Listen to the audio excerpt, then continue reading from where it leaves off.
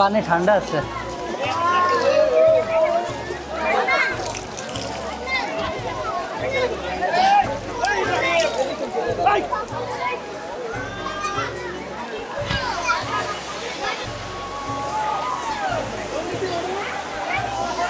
পড়ে যাও না, এগুলা একটু দেখে উঠতে হবে, কারণ পিছলা জানো না। দেখি যে আশেপাশে কোনো হোটেল আছে কিনা, হোটেল যদি পাই ওই জায়গা থেকে আগে সব কিছু রেখে ফ্রেশ হয়ে তারপরে গোসলের জন্য আসবো।